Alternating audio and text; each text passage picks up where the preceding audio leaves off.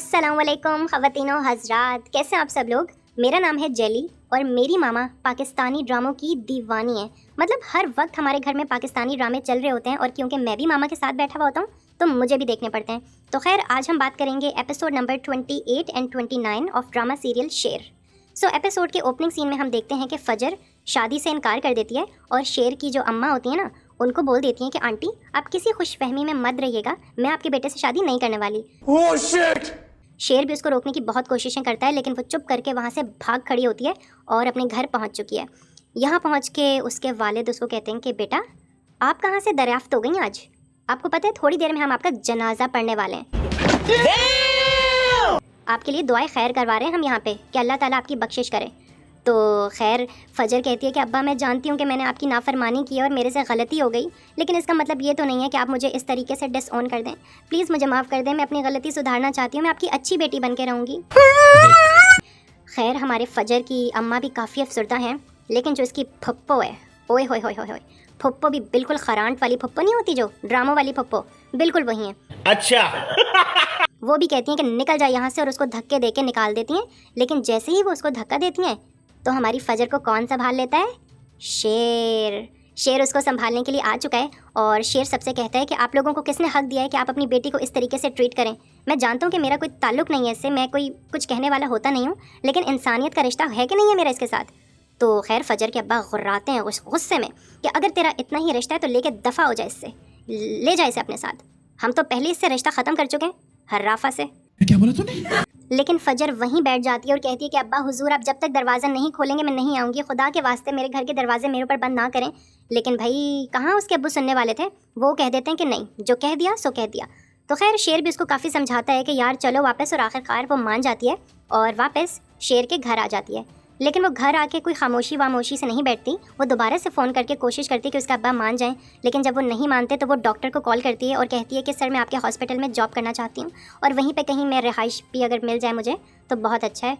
तो खैर शेर कहता है कि फजर अगर तुम जॉब करना चाहती हो तो मुझे कोई एतराज़ नहीं, लेकिन खुदा के वास्ते एकोमोडेशन के लिए हॉस्पिटल की रहना कोई मुनासिब नहीं, तुम हमारे घर में रहो, रोज़ जॉब पे जाओ, मुझे कोई एतराज़ नहीं है। तो खैर फजर कहती है कि तुम तो बस चुप करो, तुम्हारे भाई की वजह से आज ये सारे दिन देखने पड़ रहे हैं मुझे, ना मैं उसके प्यार में फंसती और ना ही मैं ये सारा जो है ना मेरे ऊपर जो गज़ब हो रहा है ना सिर्फ उस गलती की वजह से हो रहा है जो तुम्हारे भाई ने की थी।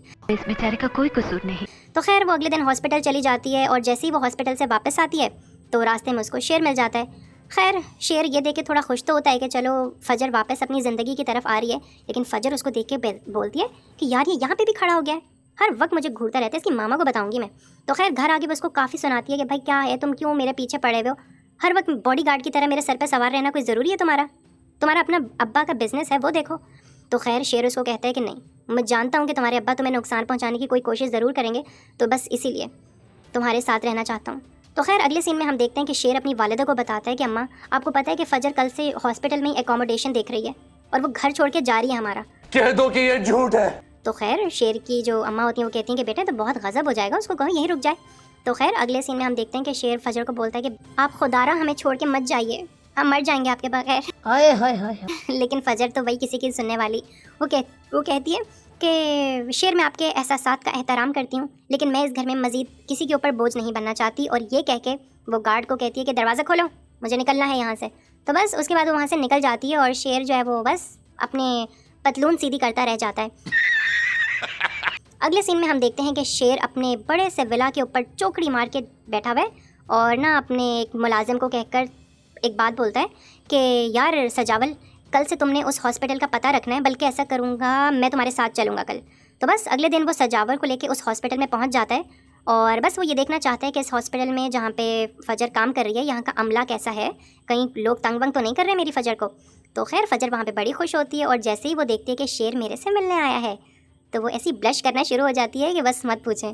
तो खैर अगले सीन में हम देखते हैं कि जो फजर होती है ना वो ऑपरेशन थिएटर से बाहर निकलकर शेर को कहती है कि आप यहाँ भी आ गए। तो शेर कहता है कि नहीं मैं तुम्हें परेशान नहीं करने आया, बस 5 मिनट के लिए मिलने आया हूँ और ये देखने के लिए आया हूँ कि जिस जगह पे तुम काम कर रही हो यहाँ का एनवायरनमेंट कैसा है, लोग कैसे हैं, और तुम्हें भी 2 घड़ी देखने के लिए आया था कि कितनी प्यारी लगती हो तुम काम करते हुए। फजर कहती है कि गॉड शेर आप जाएँ यहाँ से, मैं शाम को आपसे कॉल पर बात करूँगी, चलें जाएँ। तो खैर वो वहाँ से चला जाता है, लेकिन बार बार पलट के उसको देख रहा होता है कि अच्छा चलो जाना पड़ेगा तुमसे, दूरी वैसे बर्दाश्त तो नहीं हो रही मुझसे। और हमारी फजर भी उसको पलट पलट के देख रही होती है। लगता है कि थोड़ा सा प्यार पैदा हो गया दोनों के बीच में, और इसी के साथ एपिसोड ख़त्म हो जाता है। तो लेट्स सी आइंदा आने वाली एपिसोड में क्या होता है।